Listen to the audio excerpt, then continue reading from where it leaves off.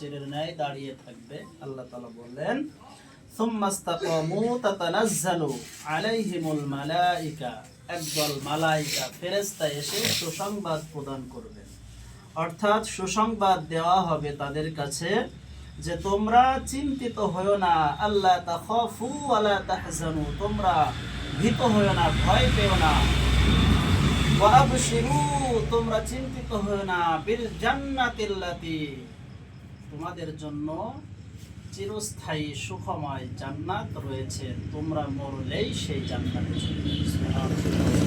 তাহলে সেই জান্নাতে যদি আমাদের যেতে হয়, তার কথা আল্লাহ তাআলা পূর্বেই বলেছেন, নিশ্চয় যারা বলবেন আমাদের রব আল্লাহ।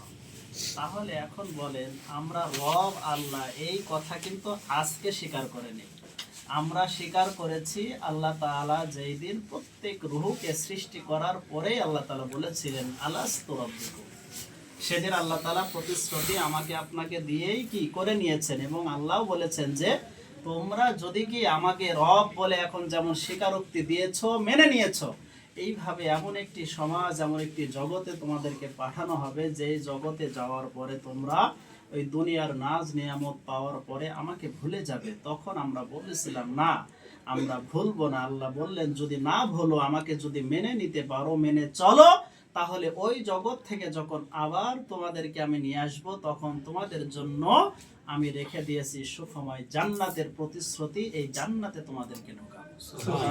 তাহলে এখন আসেন, আমরা যুবক, আমরা মনে করছি হয়তো বা কি শয়তান কিন্তু আমাদের মনের ভিতরে অচোয়াশা দিবে, ধোঁকা দিবে যে এখন অনেক জেনে গেছি।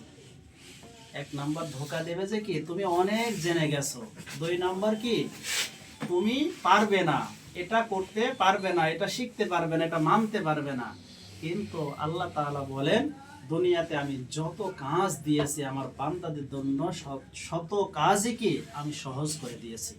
আর আল্লাহ তাআলা বলেন যারা সহজ সরল পথ খুঁজবে তাদেরকে আল্লাহ তাআলা কি করবেন, সেই পথ যখন খোঁজার জন্য আমি আপনি অগ্রসর হব, তখন আল্লাহ তাআলাই বলেন তার পথকে সহজ করার জন্য যত পথ দরকার, সমস্ত পথ যত বাধায় আসুক, সমস্ত বাধাকে অপেক্ষা করে আমি আল্লাহ তাআলা তার পথকে সহজ করে দিয়েছি।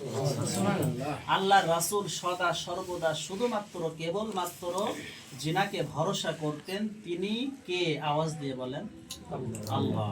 তিনি হলেন আল্লাহকে সদা সর্বদাই ভরসা রাখতেন।